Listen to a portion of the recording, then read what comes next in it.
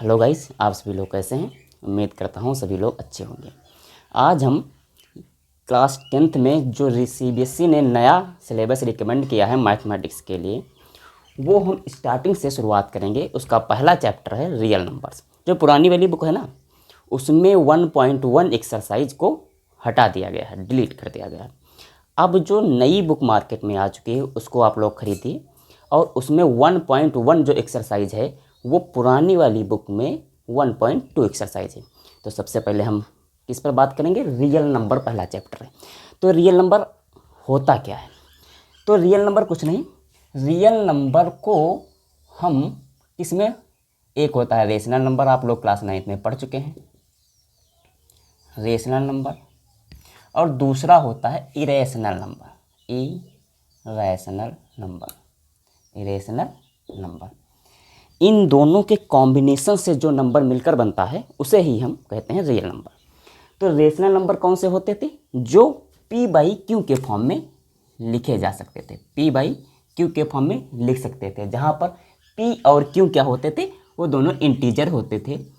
P/Q क्या होते थे, वो इंटीजर होते थे। और जहाँ पर Q is not equal to 0, अगर Q जीरो हो जाएगा तो वो इनफाइनाइट हो जाएगा, अनडिफाइंड हो जाएगा। उसी प्रकार से जो इरेशनल नंबर थे वो P/Q के फॉर्म में नहीं लिखे जा सकते थे, ये इस फॉर्म में नहीं लिखे जा सकते थे। जहाँ पर Q क्या हो, जब लिखे ही नहीं जा सकते हैं तो Q 0 होगा और P/Q क्या होंगे, इंटीजर होंगे। और जो ये रेशनल नंबर है, ये P/Q कोई सा भी नंबर आ सकते हैं। इंटीजर में तो दोनों आ सकते हैं ना, positive negative, natural number, whole number. जैसे 1 है, ये 1 है तो ये हम P/Q के फॉर्म में लिख सकते हैं आसानी से, इसके नीचे हम 1 लिख दें। 5 है, इसके नीचे हम 1 लिख दें। ये दोनों रेशनल नंबर की कैटेगरी में आते हैं। और क्लास 9th में क्या पढ़ा था, रेशनल नंबर का जो डेसिमल एक्सपेंशन होता है वो या तो टर्मिनेटिंग होता है, और या फिर टर्मिनेटिंग ना होकर रिपीटिंग और नॉन टर्मिनेटिंग होता है। क्या होता है? रिपीटिंग और नॉन टर्मिनेटिंग होता है। जैसे 1/3 है, इसका आप लोग डेसिमल एक्सपेंशन निकालेंगे तो कितना आएगा, 0 पॉइंट, इसको करेंगे 3 3 3 3, ये कभी टर्मिनेट नहीं होगा। लेकिन कंडीशन क्या है कि इसमें 3 3 3 3 हर बार रिपीट हो रहा है। तो हम क्या करते हैं, 0.3 का बार लगा देते थे। बार क्यों लगाते थे? क्योंकि ये हर बार नंबर रिपीट हो रहा है। तो ऐसा नंबर जो टर्मिनेट ना हो और रिपीट होता रहे वो भी रेशनल नंबर की कैटेगरी में आता था। और ऐसा नंबर जो ना तो रिपीट हो रहा हो और ना ही टर्मिनेट हो रहा हो, वो होता है तुम्हारा इरेशनल नंबर। जैसे पाई की वैल्यू, ये कैसा है, इरेशनल है। और अभी हम ये ले लेते हैं 0.101001000001 डॉट डॉट डॉट। ये नंबर भी देखो, ना तो इसमें कोई नंबर रिपीट हो रहा है, देखो यहाँ पर 1 आया, उसके बाद तीसरे नंबर पर 1 आया, कोई इसमें पैटर्न बन रहा है नहीं। इसमें पैटर्न बना 3 3 3 3 3 हर बार रिपीट हो रहा है, लेकिन इसमें कोई सा भी पैटर्न आपका नहीं बन रहा है। तो क्या मतलब हुआ कि ये जो है ये इरेशनल है और ये जो है वो रेशनल है। इन दोनों को जब हम मिला देते हैं तब बन जाता है हमारा रियल नंबर। और इसमें कोई सा भी नंबर है, जैसे 5 है, 6 है, एनी नंबर। अब हम बात करते हैं एक ऐसी लाइन जो आप लोग रोज़ पढ़ते हैं मैथ में। ये जो लाइन है, ये जो लाइन हम बनाते हैं, यही हमारी रियल नंबर लाइन है। इसमें यहाँ पर 0 होगा, यहाँ इधर सब क्या होंगे, पॉजिटिव नंबर्स होंगे, होंगे कि नहीं होंगे, इधर सब पॉजिटिव नंबर्स होंगे, इधर क्या होंगे, निगेटिव नंबर्स होंगे, इधर सभी निगेटिव नंबर्स होंगे। ये जो तुम्हारी लाइन है यही है रियल नंबर लाइन। क्या है, रियल नंबर लाइन। इस पर जो भी नंबर हम रिप्रेजेंट कर सकते हैं वो सभी नंबर्स क्या कहलाते हैं, रियल नंबर।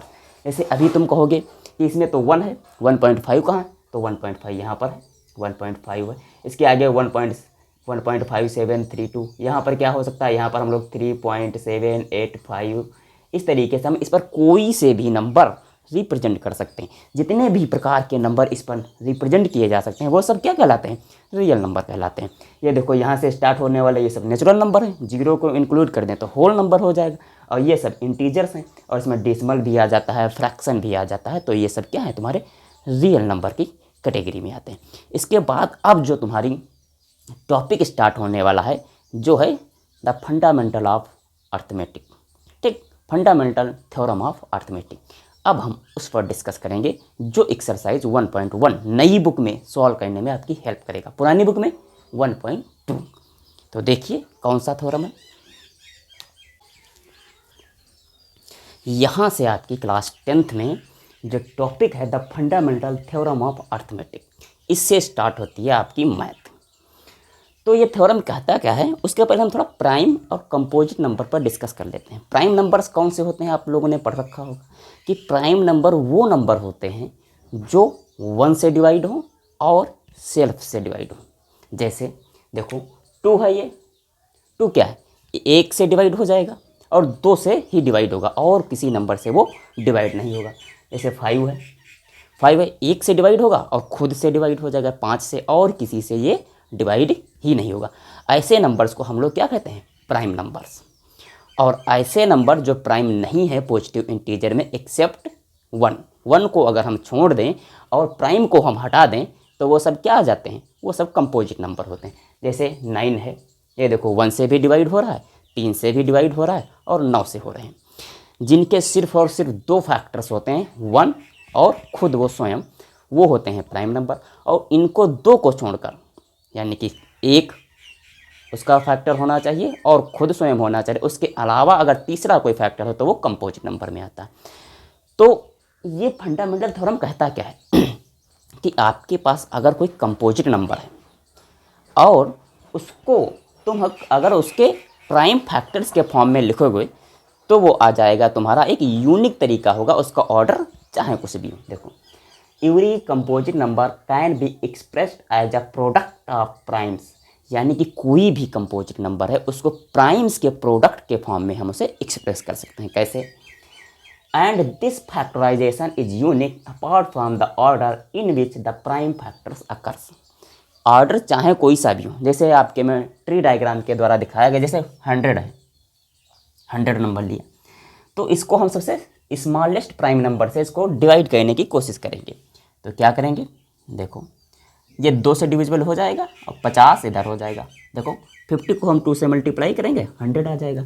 अब ये आया 50, अब क्या करेंगे, इसको भी हम आगे 2 से डिवाइड करने की कोशिश करते हैं तो ये आ जाएगा 25। अब 25 को फिर से हम किससे अब डिवाइड, ये 3 से तो होगा नहीं, तो हम कर देंगे 5 से और इधर आ जाएगा 5। अब देखो सब प्राइम नंबर आ गए, ये 2, ये 2, ये 5, ये 5। तो 100 के जो प्राइम नंबर्स आए हैं, जो 100 के फैक्टर्स करने पर जो तुम्हें प्राइम नंबर्स मिले हैं वो हैं 2, 2, 5, 5। अब देखो 100 क्या है, ये कंपोजिट नंबर है, इसको हमने क्या किया, प्राइम फैक्टर्स के फॉर्म में इसको हमने इस तरीके से लिख दिया। कोई भी कंपोजिट नंबर को हम उसके प्राइम फैक्टर्स के फॉर्म में लिख सकते हैं, लेकिन ये जो नंबर्स हैं ना ये यूनिक होंगे। देखो 2, 2, 5, 5, इनको आप चाहे जिस तरीके से भी मल्टीप्लाई करें इनका आंसर हमेशा 100 ही आएगा।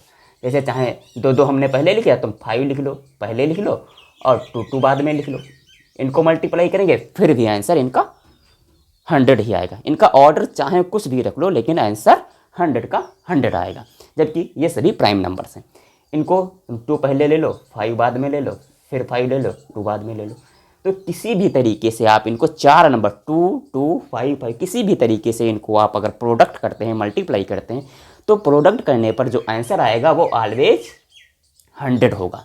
यही है फंडामेंटल थ्योरम ऑफ अर्थमेटिक।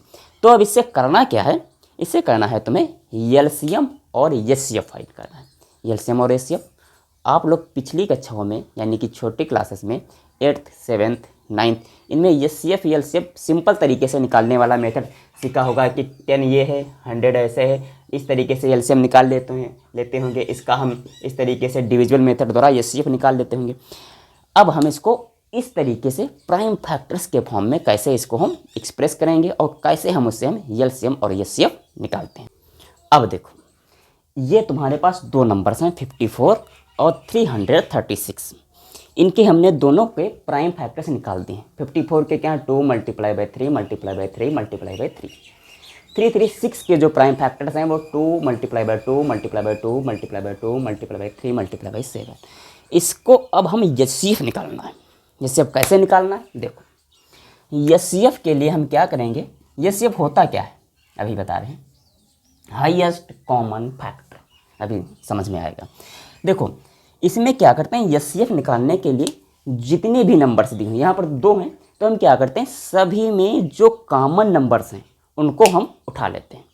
सबसे लोवेस्ट वाला पहले देखते हैं। देखो 2 यहाँ पर है, 2 यहाँ पर कॉमन है, इनको हमने क्या किया एक बार लिख लिया। इसके बाद और कुछ कॉमन मिल रहा है, 3 मिल रहा है, 3 यहाँ पर है, 3 यहाँ पर है, तो इसको हमने मल्टीप्लाई करके 3 लिख लिया। और कुछ कॉमन मिल रहा है, और कुछ भी कॉमन नहीं, एक बार 2 मिला, एक बार 3 मिला। अब यहाँ पर 2 है लेकिन ऊपर 2 नहीं है, यहाँ पर 3 है और यहाँ पर 3 नहीं है, एक बार सिर्फ 2 मिला और एक बार सिर्फ 3 मिला। तो हम क्या करते हैं इसका मल्टीप्लाई कर देते हैं और आंसर आ जाता है आपके पास 6। तो 54 और 336 का जो तुम्हारे पास एचसीएफ निकल के आया है वो है 6। अब बात करते हैं एलसीएम की। एलसीएम कैसे निकालते हैं, एलसीएम में जो कॉमन फैक्टर्स मिल गए हैं, जो कॉमन फैक्टर्स हैं वो तो हमें उठाना ही उठाना है, उसके बाद जो कुछ गड़बड़ चाला इसमें बचा है वो सब उठा लेना है। देखो 2 और 3, हमारे पास 2 भी है 3 भी है।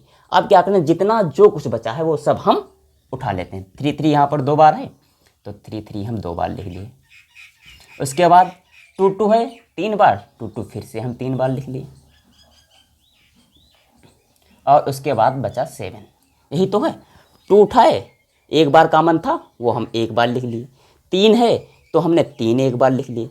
अब जो बचा खुचा है मामला वो उठा लेते हैं। 3 3 2 बार मिल गए, 3 2 बार मिल गए और 7।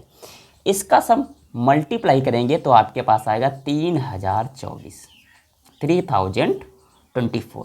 ये है तुम्हारा एलसीएम। अब बुक में इसको कैसे मेंशन किया गया वो देखो।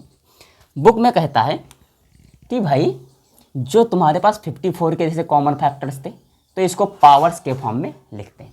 तो पावर्स के फॉर्म में कैसे लिखते हैं, 2 की पावर 1 और 3 की पावर 3, सिंपल नो डाउट। अब इसके बाद 336, इसके फैक्टर्स क्या है, 2 की पावर 4 और 3 की पावर 1 और 7 की पावर 1। अब एचसीएफ निकालने में कहता है वो कि जो तुम्हारे पास एचसीएफ निकालने में कहता है कि जो सबसे कॉमन हो उसकी जो सबसे लोवेस्ट पावर है वो वाली हम उठा लेते हैं। तो इसमें कौन सा प्राइम नंबर है जो कॉमन है, 2 कॉमन है, 2 कॉमन है, ये 2 कॉमन है ना 54 में और 336 में, दोनों कॉमन है। अब हम क्या करते हैं 2 की पावर जो है वो सबसे लोवेस्ट किस में है, सबसे लोवेस्ट है 2 की पावर 1, तो हम 2 की पावर 1 यहाँ पर उठा लेते हैं। जो ध्यान से जो कॉमन नंबर है, जो कॉमन प्राइम फैक्टर्स है उसकी लोवेस्ट जिसकी पावर हो वो वाला हम उठा लेते हैं, जिसकी सबसे कम पावर है वो वाला उठा लेते हैं एचसीएफ में। अगर कॉमन है तभी उठाएंगे लोवेस्ट वाला, सबकी नहीं लोवेस्ट उठाएंगे।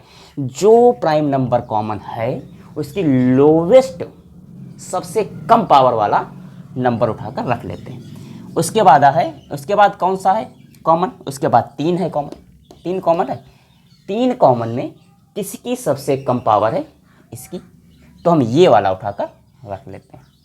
इसको हम मल्टीप्लाई कर देंगे, आंसर तुम्हारे पास कितना आ जाएगा, तुम्हारे पास आंसर 6 आ जाएगा जो यहाँ पर आया था। और एलसीएम में क्या करते हैं,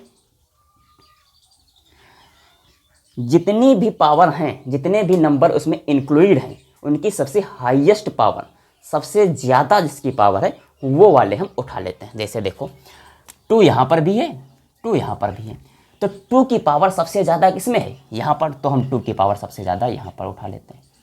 उसके बाद जितने भी नंबर इन्वॉल्व हो रहे हैं, जितने भी प्राइम नंबर्स इन्वॉल्व हो रहे हैं उनमें सबसे ज़्यादा किसकी पावर है वही वाला हम इसमें उठाएंगे, किसमें, एलसीएम में, लोवेस्ट कॉमन मल्टीपल में।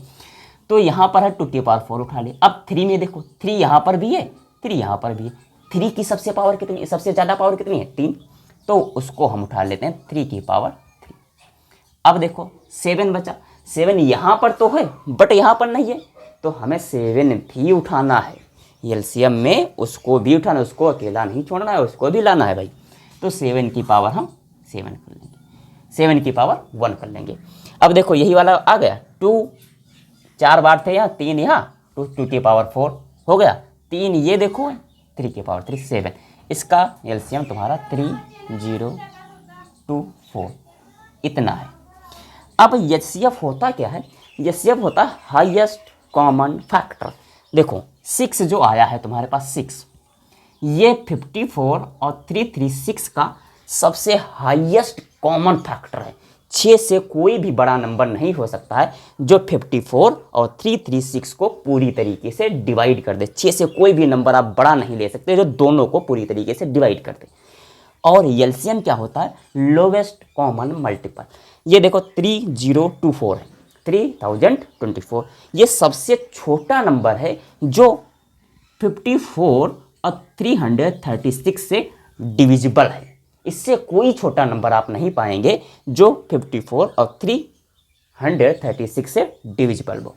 इसके बाद हम दूसरा एक मेथड, एक फार्मूला है कि अगर एचसीएफ 2 नंबर्स का है, अगर एचसीएफ है ए बी, यहाँ पर देखो ध्यान से 2 नंबर्स हैं, उनका हम एचसीएफ ले लेते हैं और उनका हम एलसीएम ले लेते हैं, और दोनों को हम अगर प्रोडक्ट कर दें, मल्टीप्लाई कर दें, तो उनके दोनों नंबर्स के प्रोडक्ट के बराबर आ जाएगा। कैसे, जैसे यहाँ पर हमारे पास देखो 54 336 है, देखो 54 है ये, अगर हम क्या करें 54 336, देखो ये है, ये 54 था नंबर, 336 था। अब हम क्या करें, इनका अगर हम प्रोडक्ट करें तो आएगा वो 18,114 इतना आएगा। अब हम क्या करें, इनके दोनों के एलसीएम उठा लें और एचसीएफ उठा लें। एलसीएम कितना है, एलसीएम है तुम्हारा 3024 और एचसीएफ है 6। अगर इसको भी हम मल्टीप्लाई करेंगे तो आंसर तुम्हारा इतना ही आएगा।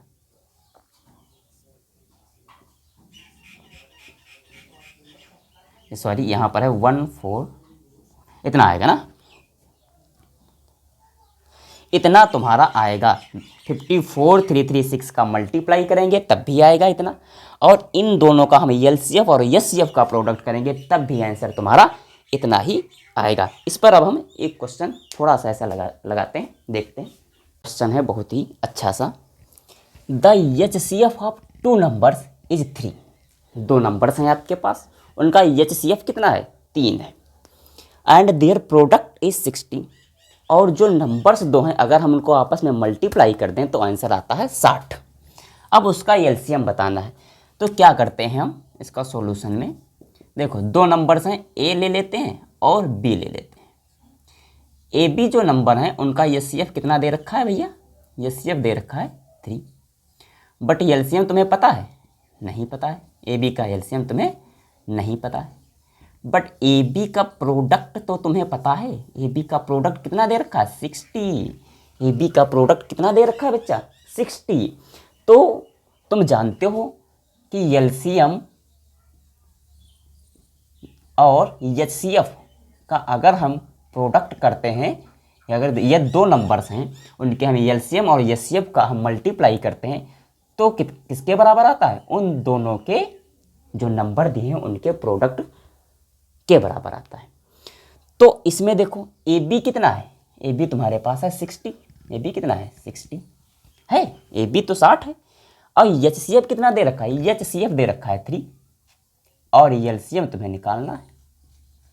कितना आसान है, बस उठाकर इसमें रख दो, लो एलसीएम आ गया।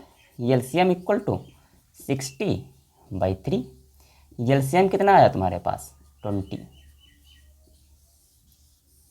तो इस तरीके से इसके क्वेश्चन लगेंगे। इसकी जो एक्सरसाइज है 1.1 नई बुक में, पुरानी बुक में 1.2, इसीलिए नई बुक के अकॉर्डिंग हम चल रहे हैं। जो 1.1 एक्सरसाइज है उसको भी हम सॉल्व कराएंगे, और इसके नई बुक का सिलेबस जो सीबीएसई ने रिकमेंड किया है हम वही इस पर लेकर चलेंगे।